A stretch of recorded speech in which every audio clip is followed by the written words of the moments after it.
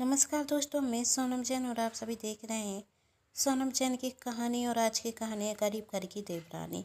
यदि आप सभी को मेरे द्वारा लिखी गई ये कहानी पसंद आए तो चैनल को सब्सक्राइब कर दीजिएगा और पास में जो बेल आइकन का बटन है उसे प्रेस कर दीजिएगा, क्योंकि उसी से मिलेंगी आप सभी को मेरी आने वाली हर कहानी की नोटिफिकेशन।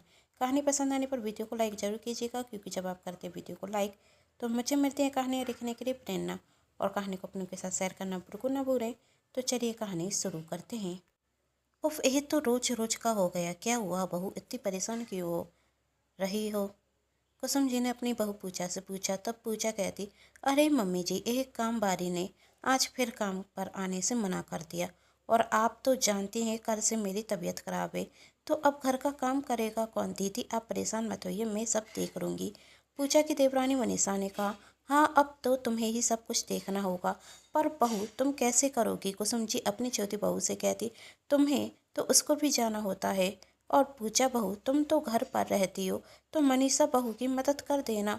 माँ जी आप बहुत अच्छे से जानती हैं यह घर के काम मुझसे नहीं होते, और वैसे भी आपको पता है मेरा मायका कितने पैसे वाला है, तो घर के कामों की उम्मीद आप मुझसे तो मत कीजिए।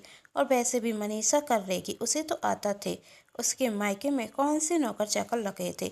एक दो दिन की बात है मम्मी जी, फिर मैं देख लूँगी किसी नई नौकरानी को। जब तक मनीषा संभाल लेगी। क्यों मनीषा? मनीषा ने मुस्कुराते हुए कहा, दीदी मैं संभाल लूँगी, क्योंकि मुझे आता थे घर के काम करने की। मैंने मायके में अपनी माँ के साथ सारे काम किए हैं, और मुझे नहीं लगता कि घर के काम करने से कोई नौकर होता है। तो मम्मी जी आप मेरी चिंता मत कीजिए, मैं सुबह जल्दी उठकर घर के काम कर लूँगी और उसको समय पर आने के लिए चली जाऊँगी। आखिर घर मेरा तो है, तो अपने घर के काम करने में बुराई कैसी? और जो अपने घर में काम करते हैं वह नौकर नहीं होते। यही संस्कार मेरी माँ ने मुझे दिए हैं। पूजा की तरफ देखते हुए मनीषा कहती। यह सुन पूजा को मनीषा पर बहुत गुस्सा आता और वह पूजा से कुछ कहती। उसके पहले कुसुम जी अपनी छोटी बहू से कहती, सच कहा बहू तुमने, मेरी माँ ने तुम्हें सच में बहुत अच्छे संस्कार दिए हैं। काश हर माँ अपनी बेटी को ऐसे संस्कार देकर ससुराल भेजे तो ससुराल की लड़ाइयाँ ही खत्म हो जाए। और हमारे ज़माने में तो हर बहू हर बेटी अपने घर के काम स्वयं करती थी, घर में नौकर चाकर नहीं रखते थे। कुसुम जी और मनीषा की बातें सुनकर पूजा को बहुत गुस्सा आता और वह उठकर गुस्से में वहाँ से चली जाती। यह देख कुसुम जी कहती हैं, सच में बेटा मैंने कोई पुण्य किए होंगे कि तुम जैसी अच्छी बहू मिली, वरना पूजा बहू को तो तू जानती है। तब मनीषा कहती, मम्मी जी दीदी बहुत अच्छी हैं, बस उनके रहन सहन और मेरे रहन सहन में थोड़ा फ़र्क है। अच्छा माँ जी आप बताइए ना, आज शाम के खाने में आप क्या खाएंगी? तब कुसुम जी कहती, जो तेरा मन हो वही बना देना, तेरे हाथ का खाना तो बहुत स्वादिष्ट लगता है। बहू यह सुन मनीषा मुस्कुरा जाती और रसोई घर में चली जाती। और वहाँ पूजा गुस्से में अपने कमरे में बैठी हुई थी। यह देख पूजा का पति कहता, क्या हुआ, इतना गुस्सा क्यों दिखा रही हो? तब पूजा कहती है, मुझे समझ में नहीं आता तुम्हारी माँ को उस मनीषा में दिखता क्या है। मेरे मायके से हर बार उनके लिए महंगे तोहफे आते हैं, और उस पूजा के मायसे से क्या आता है? एक अच्छी साड़ी तक नहीं आई। साल निकल गए होंगे फिर भी माँ जी उस मनीषा की तारीफ करती हैं। हम भी कहीं जाते हैं तो उनके लिए महंगे तोहफे लेकर आते हैं। आज तक उन्होंने मेरे महंगे तोहफे की तो तारीफ नहीं की, पर उस मनीषा की तारीफ करने से कभी पीछे नहीं हटती। आज क्या हो गया? पूजा के पति ने पूछा। तब पूजा कहती, घर की नौकरानी ने काम करने से मना कर दिया, छुट्टी ले रही है। तो मैंने माँ जी से कहा कि मैं घर के काम नहीं कर पाऊंगी, तो उस मनीषा ने कहा मैं कर लूँगी। घर के काम करने से नौकरानी थोड़ी ना बन जाते हैं। सही तो कहा उसने, पूजा के पति ने कहा। तब पूजा अपने पति की तरफ बहुत गौर से देखती। तब पूजा का पति कहता, इसमें गलत क्या हो गया? तब पूजा कहती, आप सबको तो वही मनीषा अच्छी लगती है, मुझ में तो कुछ अच्छा दिखता नहीं, तो बस उसकी तारीफ करने के लिए तैयार रहते हो। तब पूजा के पति ने कहा, तुमसे तो बात करना बेकार, छोटी सी बात को बड़ा बनाना कोई तुमसे सीखे। मनीषा घर के सारे काम कर रही है, तुमसे तो नहीं कह रही है, तो गुस्सा क्यों दिखा रही हो? तुम्हारा अच्छा है ना, कुछ काम करो और ऊपर से गुस्सा दिखाओ। कहते हुए पूजा का पति वहाँ से चला जाता। अब तो पूजा को मनीषा पर ज़्यादा गुस्सा आता है, और वही सोचती, अब तो मेरे पति भी उसकी तारीफ कर रहे हैं, यही तो सही नहीं। अब तो इस मनीषा को सबक सिखाना होगा। अब मनीषा घर के सारे काम करती। आज शाम जब मनीषा ने खाना बनाया तो उसके खाने की सबने बहुत तारीफ की।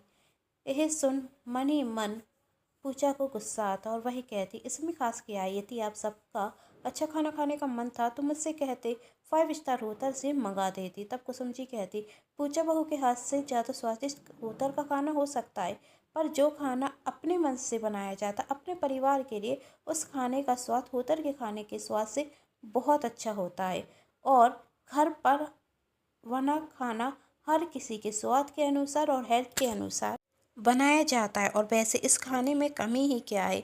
यह सुन मनीषा शांत हो जाती है और सोचती, जब तक मनीषा को मैं घर वालों की नज़रों में गिरा ना दूं, तब तक शांति से नहीं बैठूंगी। दूसरे दिन मनीषा जल्दी उठकर घर के कामों में लग जाती, साफ सफाई करती और सबके लिए नाश्ता बनाती है। तभी उसकी सास कुसुम जी आती तो वह उनके लिए पूजा की थाली रखा कर देती है।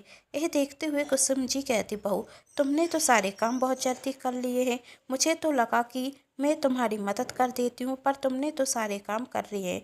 माँ जी, मैंने कहा था ना, सुबह जल्दी उठूंगी तो सब हो जाएगा और आपको मेरी मदद करने की कोई ज़रूरत नहीं। आपकी पूजा की थाली रखा दी है, आप जाकर भगवान की पूजा कीजिए और जो छोटे मोटे काम रह गए हैं मैं वही देख लूँगी।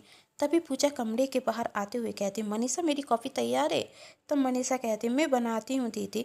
इतना टाइम लगता है तुम्हें? पूजा ने कहा।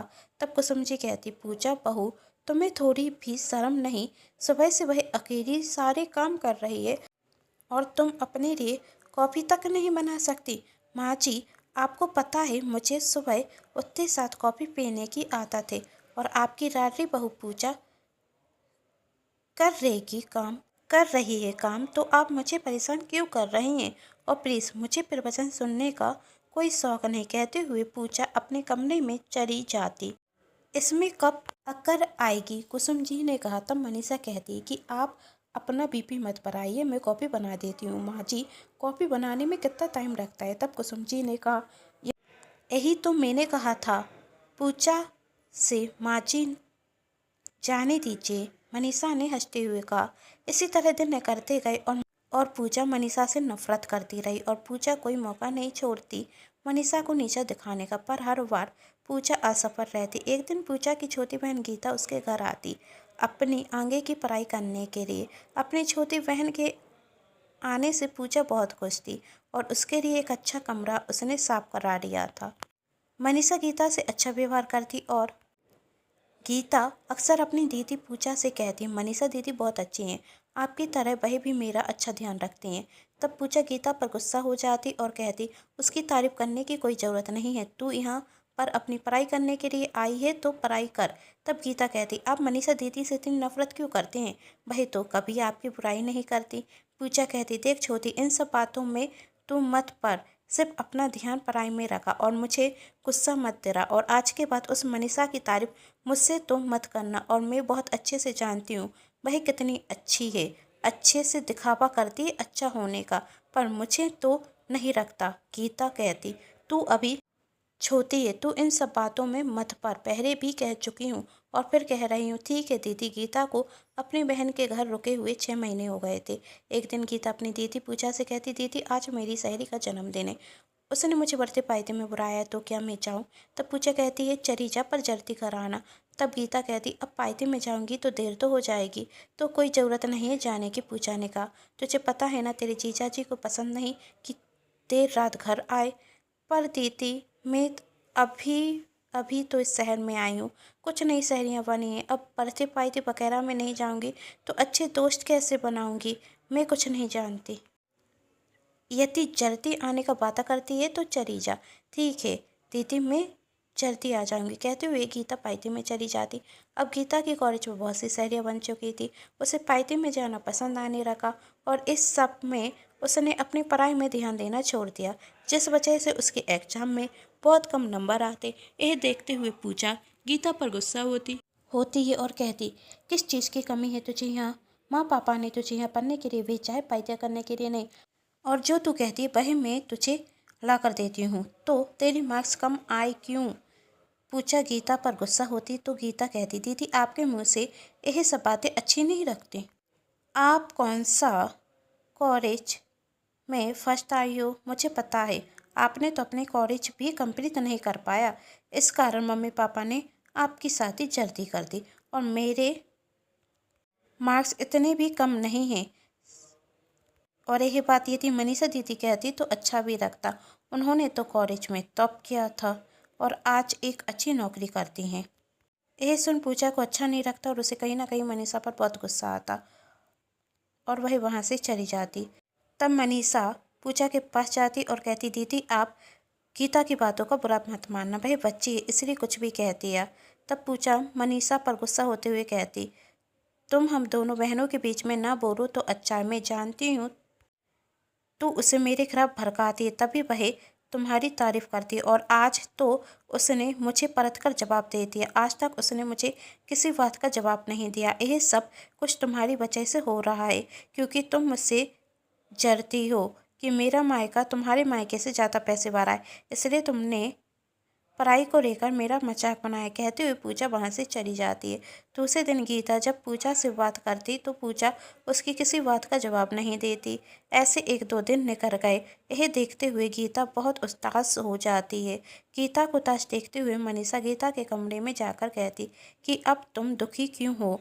मनीषा ने कहा, दीदी तो गुस्सा हो गई। दीदी भी तो मुझे डांटती हैं लेकिन मैंने उनसे बात करना बंद नहीं किया। फिर दीदी ने मुझसे बात करना क्यों छोड़ दिया। तब मनीषा ने कहा, तुमने जो अपनी दीदी से कहा वही गलत था। तुम्हारी दीदी तुम पर गुस्सा इसलिए होती हैं क्योंकि वह तुम्हारा अच्छा चाहती। तुम जानती हो वह तुमसे कितना प्यार करती हैं। वह तो तुम्हारे अच्छे के लिए कह रही थी कि पढ़ाई पर ध्यान दो क्योंकि वह चाहती है कि तुम अच्छे नंबरों से पास हो जाओ। यह सब तुम्हारी तारीफ करें। मैं जानती हूँ मनीषा दीदी की दीदी मेरे लिए अच्छा सोचती है, पर मैं क्या करूँ, गुस्से में निकल गया ना।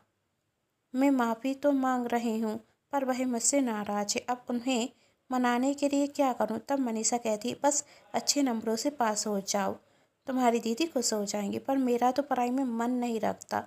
अब जरूर रखेगा, मनीषा ने कहा। अब मैं तुम्हें पढ़ाऊंगी, सच दीदी, गीता ने कहा। तब मनीषा कहती, क्यों नहीं। अब मनीषा गीता की पढ़ाई में मदद करती और 6 महीने बाद फिर गीता के एग्ज़ाम होते। गीता बहुत अच्छे नंबरों से पास होती। गीता का रिजल्ट देखते हुए पूजा बहुत खुश होती और यह देख पूजा बहुत खुश होती और गीता पूजा से कहती, यह सब मनीषा दीदी की वजह से हुआ है। उन्होंने मुझे अच्छे से पढ़ाया इसलिए तो मेरे अच्छे नंबर आए और कभी मनीषा दीदी ने मुझसे आपकी बुराई नहीं की। तब पूजा मनीषा से कहती, मुझे तुम्हें पहचानने में बहुत देर हो गई। मैं तो तुम्हें परिवार वालों की नज़रों में गिरा रही थी और मैंने देखा कि तुमने मेरी बहन को रात भर जग कर पढ़ाया है। मैंने हमेशा तुम्हारा गरीब घर से होने का मजाक बनाया है लेकिन तुमने मेरे कम पढ़े लिखे होने पर कभी भी कुछ नहीं कहा। और उस दिन मेरी बहन को ही समझाया कि मुझसे उसे इस तरीके से बात नहीं करनी थी। उसे बताया कि मैं उसकी कितनी परवाह करती हूँ।